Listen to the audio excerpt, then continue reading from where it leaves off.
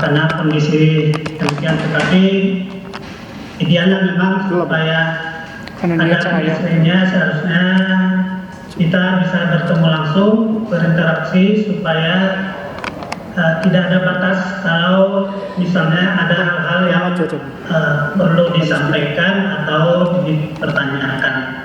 Mohon maaf juga, saya ini juga dari Roma, karena kami sendiri juga berlakukan PSBB, sehingga aturannya kita bekerja dari rumah. Mohon maaf sebelumnya.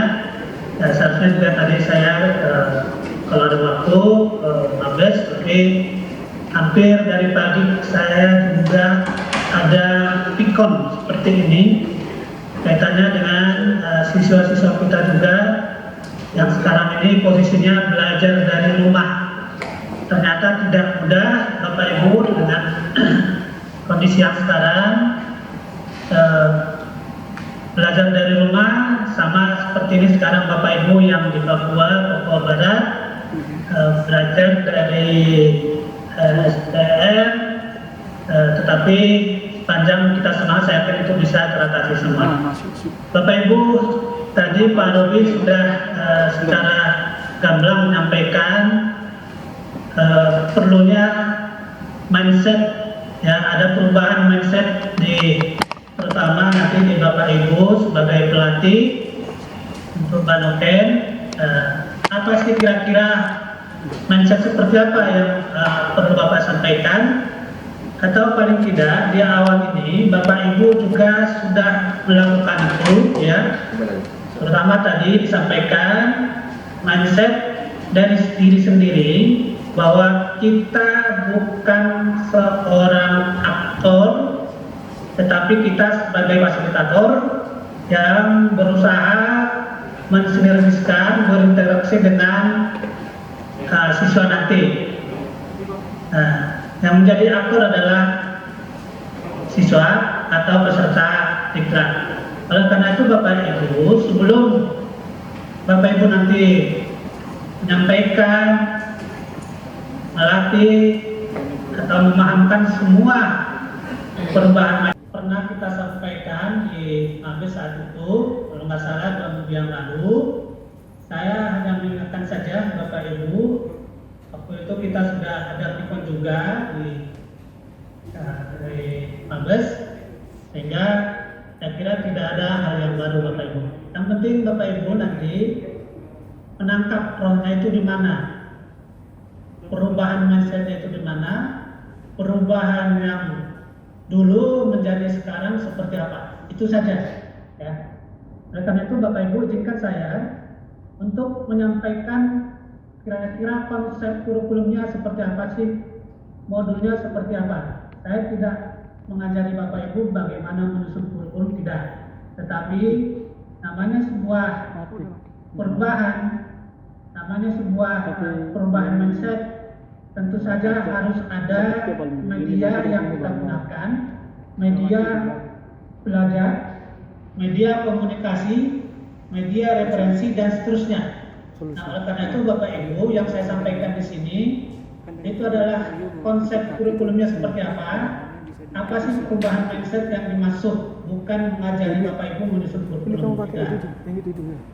Nah, izin saya Pak Ibu di jarak jauh seperti ini menyampaikan nanti poin-poinnya saja Bapak Ibu, supaya nanti waktu Bapak Ibu sudah mulai pra TOT dan seterusnya, oh maksudnya itu ini, ya.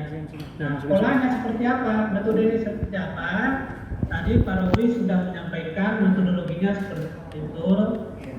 Nanti Bapak Ibu melaksanakannya di Papua dan di pentingnya perubahan mindset ini, perubahan yang terjadi ini, apa bedanya seperti yang sebelumnya? Saya nanti fokus kepada perubahan yang terjadi saja.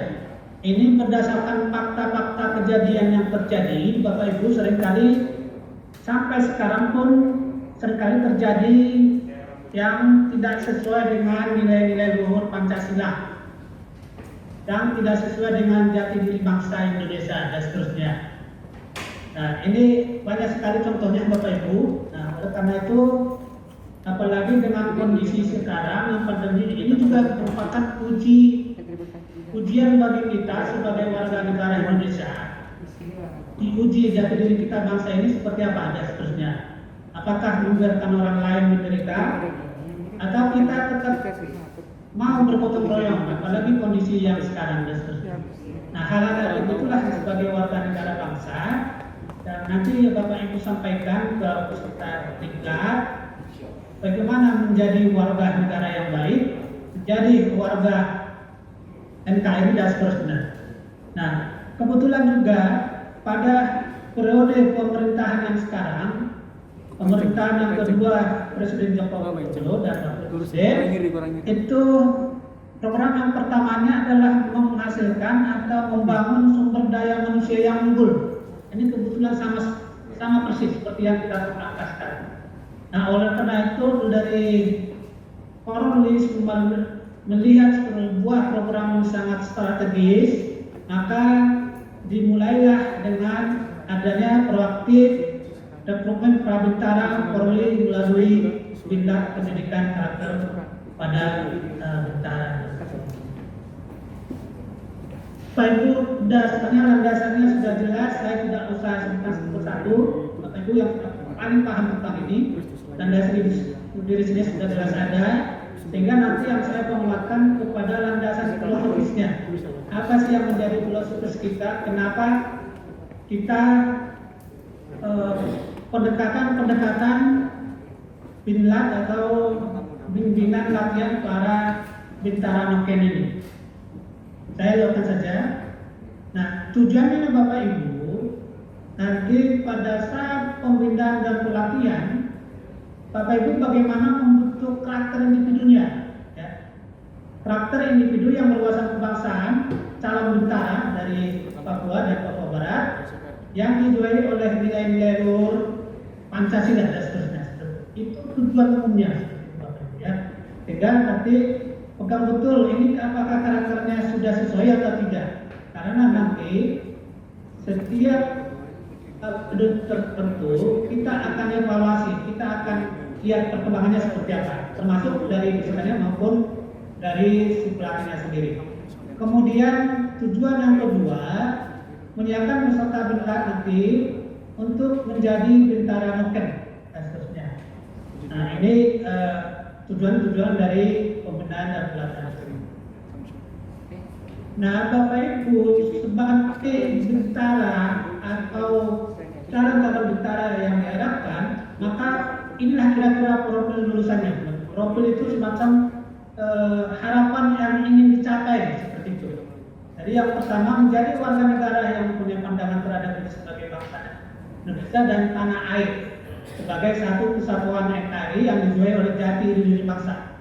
Ini kita garis bawah di situ ada jati diri bangsa. Nah, itu nanti yang menjadi concern kita pada konsep kurikulum dan modul tersebut.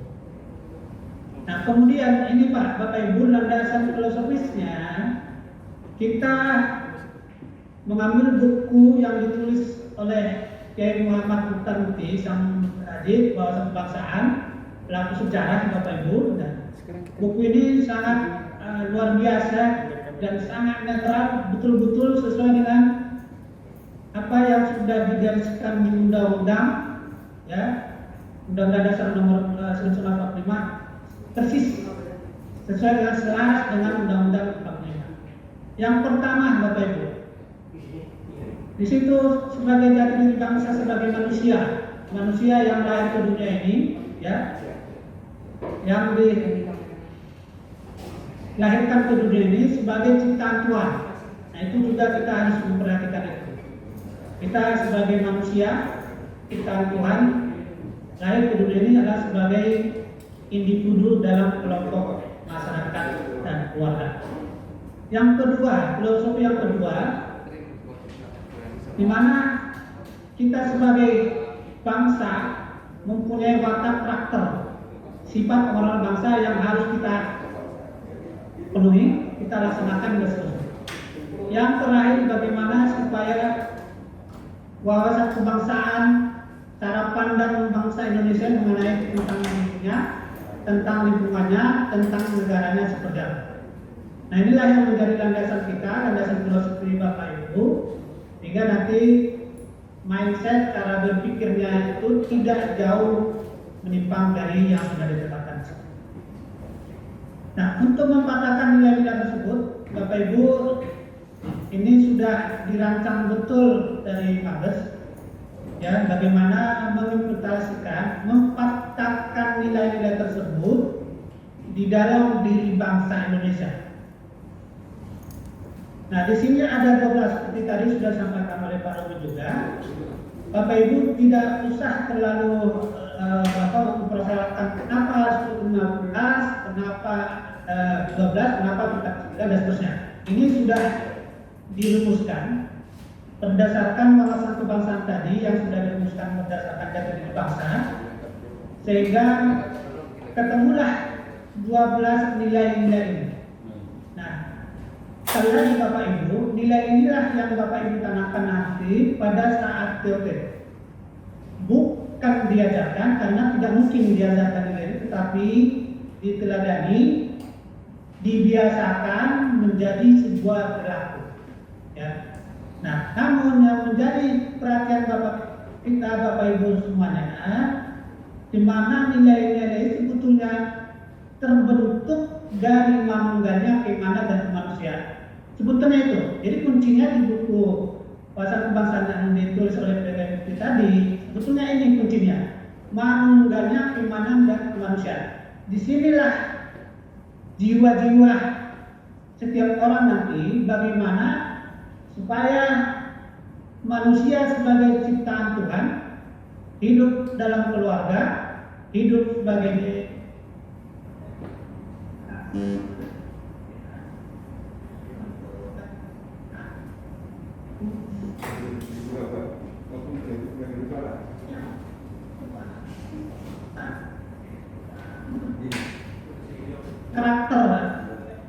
karakter individu tadi, bagaimana Bapak Ibu bisa menanamkan keimanan dan kemanusiaan tersebut, sehingga mau tidak mau ini harus dibiasakan. Ada pembiasaan nanti Bapak Ibu. Jadi kalau misalnya di dalam kelas, misalnya diawali dulu dengan berdoa, begitu juga nanti di luar kelas, bagaimana supaya mereka juga melakukan aktivitas dan seterusnya, termasuk nanti bagaimana interaksi mereka sesama temannya sendiri, sesama individu, apakah sudah mencerminkan dari nilai tersebut. Nah, dengan interaksi manunggal keimanan dan kemanusiaan ini, maka terbentuklah yang 12 nilai tadi, sampai ada keimanan, kemanusiaan, integritas, aktif, toleransi, persaudaraan, gotong royong, pada disiplin, sampai terakhir nanti komunitas. Nah, bagaimana belum disusun, ya, caranya sederhana seperti ini, Bapak Ibu. Bapak Ibu tidak usah tentang ini. Kami sudah menyusun kamus kompetensi. Nah, kita mengenal kompetensi di sini sekali lagi karena namanya diklat pembelajaran, maka kembali lagi bagaimana kompetensinya dan seterusnya. Begitu sudah terbentuk kompetensi, menjadi sebuah kebiasaan, menjadi sebuah sikap, nanti ujungnya itu dalam menjadi sebuah perilaku. Nah, yang pertama Bapak Ibu, kita melihat dari nilai-nilai kompetensi tadi, ya, nilai-nilai yang ditetapkan 12 nilai karakter tadi, kemudian kita uraikan menjadi sebuah kompetensi. Kenapa kompetensi? Supaya kita lebih mudah memahami, mengukur anak ini, ya, siswa ini, peserta ini sudah sesuai atau sudah mencapai atau belum atau tidak dan seterusnya. Kemudian dari kompetensi tersebut kita tuangkan dalam perilaku kunci, ya, yang disebut dengan adanya level-level kompetensi, sehingga nanti waktu kita mengamati atau melatih, oh kira-kira perilaku kuncinya yang diarahkan dari kompetensi ini dan seterusnya. Nah, begitu seterusnya Bapak Ibu, sehingga nanti masuklah ke materi. Jadi materi itu Bapak Ibu sudah dirancang dan tidak begitu saja. Jadi kalau nanti Bapak Ibu ada melihat materi misalnya tentang Merdeka Tunggal Ika secara kebangsaan, itu diturunkan, diuraikan dari nilai-nilai karakter individu yang tadi. Tetapi sekali lagi cara pandangnya, karakter ini tidak bisa berdiri sendiri, ya, tapi saling mendukung, saling terkait, saling mempengaruhi.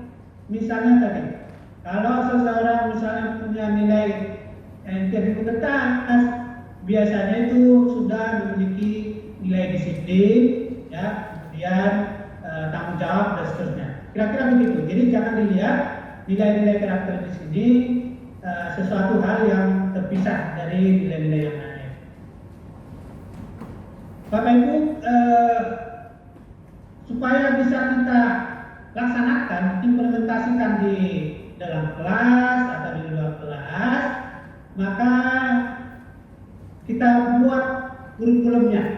Kurikulum itu sebagai perangkat pembelajaran. Nah, perangkat pembelajaran berarti ada materinya. Kita ambil dari nilai kompetensi tadi, ada materinya, ada temanya, ada topiknya, dan seterusnya. Tema topik di sini sebagai media saja untuk mencapai perilaku tadi. Maka yang kita gunakan topik atau media yang kita gunakan di sini adalah yang dari seni bangsa tadi. Nah, kemudian begitu sudah ditetapkan materinya, nanti akan saya sampaikan secara garis besar saja materinya seperti apa, maka disusunlah modulnya. Nah, Bapak Ibu nanti untuk yang hari-hari berikutnya akan diperkenalkan modul-modulnya seperti apa. Tadi sudah sampaikan Pak Robi juga, misalnya yang pertama perubahan mindset, kemudian nanti kita kembalikan, dan seterusnya. Itu kira-kira isi modulnya, polanya seperti apa. Saja biasanya ada yang pendahuluan dulu, kemudian ada yang pembelajarannya sampai nanti ada penutup dan seterusnya. Nah, berikutnya Bapak Ibu, di sini kita juga sudah menyiapkan materi teks atau materi soal. Ini bukan menetapkan seseorang lulus atau tidak. Ini hanya memetakan saja karakter yang sudah dicapai itu yang mana, mana yang belum, mana yang harus diperbaiki, dan mana yang perlu diperdalam dan seterusnya. Ini untuk memvonis atau menghukum peserta, tetapi paling tidak memberikan peta sampai di mana capaian nilai-nilai karakter tadi. Ini adalah salah satu banyak cara. Kalau kita mau melihat sebetulnya dari sisi peran untuk melihat sesuatu, ya interview, wawancara dan seterusnya, wawancara yang mendalam supaya kita tahu sebetulnya isi pikirannya itu seperti apa, isi rasanya itu seperti apa. Karena yang kita utamakan di sini bukan pengetahuannya itu sendiri, tetapi perilakunya sudah berubah atau tidak. Maka mau tidak mau kita memang harus bagaimana setiap saat melihat perkembangan melalui observasi dan seterusnya. Untuk berjalannya semua mulai dari materi pembelajaran sampai materi ini, tentu saja harus ada dukungan infrastrukturnya, misalnya pembiayaan dan pengelolaan. Kemudian Bapak Ibu, secara umum struktur program berlakunya kira-kira seperti ini. Jadi tahapan pembekalan yang pertama tadi sudah dimulai oleh Pak Robi, ada pembentukan dasar dulu, ya, pembentukan dasar dan kepribadian. Di situ nanti ada pembentukan dasar atau pembentukan kepribadian. Nah, yang pertama ini lebih banyak pembelajarannya itu di dalam keseharian peserta didik. Yang berikutnya adalah pembekalan nilai kewawasan kebangsaan. Nah, ini tadi yang sudah saya sampaikan tema-temanya, materi-materinya, yang khususnya ini pengenalan kewawasan kebangsaan yang dijual jati diri bangsa tadi, Bapak Ibu. Kemudian pengenalan profesi kepolisian, ini juga nanti akan di dalam. Yang berikutnya tahap pembekalannya yaitu pengembangan diri. Nah, ini Bapak Ibu lebih pada pendekatan interpersonal skillnya, motivasi, dan nanti bagaimana supaya anak-anak ini tersebut itu lebih kreatif dan seterusnya. Yang berikutnya itu pemantapan. Pemantapan ini bisa melalui langsung terjun ke masyarakat, melihat permasalahan yang ada di masyarakat. Ya, istilahnya sekarang ini disebut belanja masalah. Kemudian juga nanti ada bakti sosial. Kegiatan lain Bapak Ibu, ini ada 5, mulai dari pengasuhan, olahraga, budaya, dan terakhir nanti ada buka tutup pelatihan.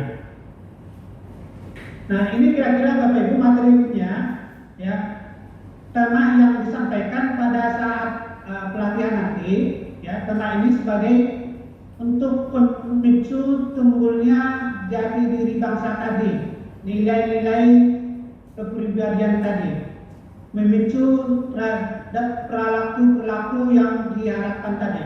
Nah, di situ yang pertama ada pembentukan dasar kepribadian tadi, kemudian ada sejarah perjuangan bangsa, ini semangatnya seperti apa, ada Sumpah Pemuda yang mempersatukan satu bangsa, bahasa dan satu tanah air, kemudian di situ nanti dilanjutkan dengan makna hakiki pembukaan Undang-Undang Dasar Negara Republik Indonesia tahun 1945. Ini juga nanti ada bicara tentang nilai-nilai luhur Pancasila termasuk wawasan kebangsaan dan seterusnya. Yang berikutnya adalah makna spirit proklamasi kemerdekaan Indonesia. Nah, seperti apa dulu Presiden Soekarno memproklamasikan kemerdekaan itu, tentu saja tidak sendiri, tetapi dukungan dari pahlawan-pahlawan bangsa. Kemudian juga nanti ada nilai-nilai Pancasila, Ibu, karena nanti akan disampaikan. Kemudian ada bendera bahasa lambang negara serta lagu kebangsaan, Bhinneka Tunggal Ika, pengenalan profesi kepolisian, kemandiri dan belanja masalah serta. Nah, Bapak Ibu, kita sudah langsung materi ini, lagi bukan diharapkan untuk menghafal materi ini, tetapi bagaimana supaya timbul, supaya terbentuk nilai-nilai atau perilaku dari peserta diklat nanti berdasarkan pembekalan materi yang sudah kita sebutkan tadi. Jadi dalam perbedaan kita sekarang memang tidak menghafal materi, tetapi betul-betul menjiwai. Nah, oleh karena itu Bapak Ibu, tantangan para TOT ini, para pelatih ini, ya, yang pertama memang kita dulu yang menjiwai, kita dulu yang merasakan bagaimana sih spirit semangat yang ada di materi tersebut. Praktekkan Bapak Ibu, ini metode pelatihan yang sangat interaktif. Jadi bukan satu arah, tetapi dua arah interaktif antara pelatih dan peserta diklat. Lagi yang menjadi aktornya itu adalah peserta diklat, pelatih adalah sebagai fasilitator yang mestinya juga bisa meluruskan jika ada hal-hal yang kurang pas. Nah, di sini kita sudah membuat ada 6 ini Bapak Ibu metode yang kita gunakan, experiential learning, ya. Intinya ini Bapak Ibu lebih pada lakukan, maka saya akan alami seperti itu, ya. Kemudian ada juga metode ceramah tanya jawab, ini biasanya di dalam kelas. Kemudian ada metode internalisasi, biasanya ini pada ice breaking dan seterusnya. Kemudian ada juga metode penugasan, lagi ini untuk pendalaman pemahaman peserta dilihat seperti apa sih pemahaman dia terhadap apa materi yang sudah kita sampaikan. Kemudian ada metode pelatihan di lapangan langsung, jadi langsung terjun ke masyarakat atau ke lingkungan dan seterusnya. Yang terakhir nanti ada neurolinguistik, programming dan seterusnya. Nah, tadi sudah sampaikan hampir 85% sebetulnya perilaku itu, sifat karakter kita ini sangat dipengaruhi oleh otak di bawah tidak sadar. Nah, kemudian nanti Bapak Ibu kita juga melakukan semacam evaluasi. Nah, sekali lagi ini bukan untuk melihat lulus tidaknya, tetapi lebih pada pemetaan apa yang sudah ditetapkan, mulai kemampuan dasarnya seperti apa, mental dan karakternya, kemudian nanti sampai nanti partisipasi aktif sehari-hari. Lagi tujuannya adalah untuk melakukan pemetaan awal. Nah, ini nanti secara berkala kita lakukan tesnya ini supaya kita tidak bisa melihat sampai semana perkembangan yang terjadi kepada peserta didik. Nah, evaluasinya nanti Bapak Ibu juga kita lakukan ada 3 tahap ini, mulai dari saat selesai diklatnya, kemudian nanti pada saat diklat, terus terakhir nanti setelah selama 1 tahun, misalnya kita mau lihat ini hasil Bintang Noken ini, kira-kira perbedaannya, perubahan yang terjadi seperti apa, supaya nanti kita ada semacam evaluasi terakhir, misalnya apa yang harus diperbaiki di revisi dan seterusnya. Kemudian juga nanti kita melakukan monitoring ya pada saat berlangsungnya diklat. Kemudian monitoring juga dilakukan oleh pelatih sendiri, termasuk juga nanti ada monitoring setelah 1 tahun. Nah, berikutnya Bapak Ibu ada penguatan nilai-nilai di sini. Nah, di sini kita diberi tugas mengakualkan apa yang sudah diterima di SPM pada saat kita ingin tahu nih perkembangan yang terjadi seperti apa. Nah, jadwalnya ini seperti ini Bapak Ibu, ada penyesuaian-penyesuaian. Awalnya memang ini dirancang sebelum ada pandemi COVID-19, tapi bisa jadi nanti ada perubahan-perubahan terjadi sesuai dengan perkembangan. Nah, tetapi kita sudah mencoba sebetulnya ini jadwalnya Bapak Ibu, ini mulai dari April sampai Juli ya. Situ mulai dari berkumpulnya peserta sampai nanti pengumuman kelulusan peserta. Sebetulnya kita sudah rancang sebetulnya ini berdasarkan hari per hari, mulai dari hari Minggu sampai hari Sabtu. Kemudian kita perhatikan tanggal bulannya, kemudian hari-hari penting lainnya. Tapi saat itu kita susun sebelum ada kejadian pandemi COVID ini, dan ini alhamdulillah ini masih tetap berjalan. Walaupun mungkin kita dari jarak jauh tidak masalah, jadwalnya sudah betul-betul disusun lengkap semuanya sebetulnya, hari per hari, jamnya sudah ada dan seterusnya. Nah, sehari-harinya Bapak Ibu nanti, jadi mulai dari kegiatan pagi, ya, bangun tidur jam 4.30, ada persiapan ibadah pagi jam 4.30 sampai jam 5. Ibadah pagi jam 5, kemudian dia dilanjutkan dengan olahraga jam 5.30, pagi jam 6 pagi. Kemudian nanti ada juga makan siang, apel pagi dan seterusnya. Di sana ada setiap apel pagi ada pengibaran bendera dengan lagu kebangsaan, bacaan teks, bacaan pembukaan undang-undang, penetapan janji dan seterusnya kata kutip. Lihat Bapak Ibu, kalau kita lihat hari per hari, di mana kita sudah jadwalkan seperti ini. Jadi kalau misalnya hari Senin sampai hari Kamis, ya kita jadwalnya di dalam kelas terutama itu dimulai jam 7.30 sampai jam 12.15 waktu setempat. Nah, ini mata pelajaran pertama sampai yang 6. Sedangkan hari Jumat Bapak Ibu kita menyesuaikan waktu jam pelajaran yang pertama sampai jam 5, dimulai jam kelima, dimulai jam 7.30 sampai jam 11.45 waktu setempat 15. Kemudian sholat dan jam dan kemudian hari Senin dan Jumat Bapak Ibu ada pembelajaran jam ke-7 dan jam ke-8.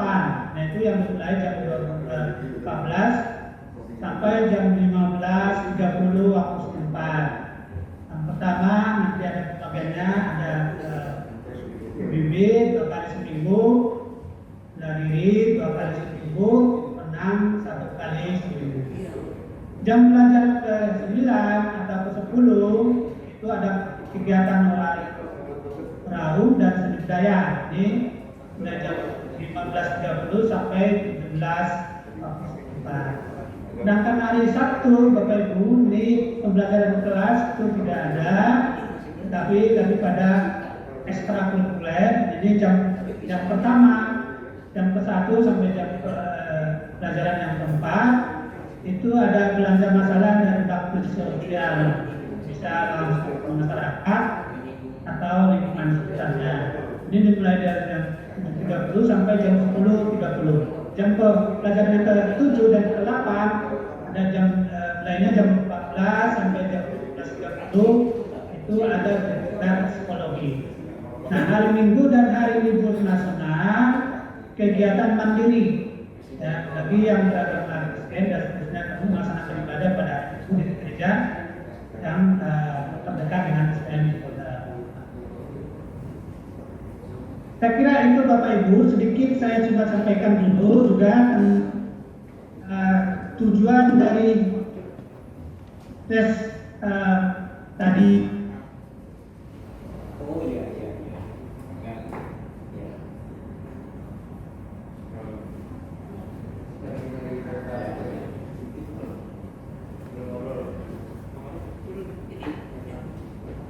Nah, sekali lagi Bapak Ibu bahwa baterai tes yang kita siapkan sekali lagi itu hanya melihat petanya, peta setiap anak, karakter atau nilai-nilai yang sudah dicapai seperti apa, sehingga nanti mudah bagi kita, misalnya menggunakan skor, selisihnya berapa, kemudian apa sih yang harus dilakukan oleh pelatih, oleh pengasuh, supaya nanti jangan sampai ada karakter atau nilai-nilai tersebut yang tertinggal. Ini sekali lagi hanya contohkan saja supaya nanti pada penggunanya, kalau di istilah kita mungkin ada media atau pengasuhan kembali atau pembelajaran kembali, nanti disesuaikan dengan kondisi sekarang atau kondisi yang dia. Saya kira itu saja Bapak Ibu yang ingin saya sampaikan. Kami terima kasih sekali lagi. Jika ada pertanyaan-pertanyaan, kami sangat senang supaya nanti Bapak Ibu juga bisa merasakan, sekali lagi yang penting dirasakan bagaimana nilai-nilai tersebut bisa kita rasakan, kita alami, nanti kita transfer ke peserta didik kita. Sekian Bapak Ibu sementara kita diskusi. Terima kasih. Terima kasih kami ucapkan kepada narasumber atas penyampaian materi pada pagi hari ini. Demikian pelaksanaan pra-TOT Bilatra Bintara Motor Polri dalam penerimaan Bintara Polri tahun anggaran 2020. Selanjutnya akan kami lanjut pada hari kedua, Jumat 15 Mei 2020 pada pukul 8.30 waktu Indonesia Barat. Terima kasih. Silakan di share itu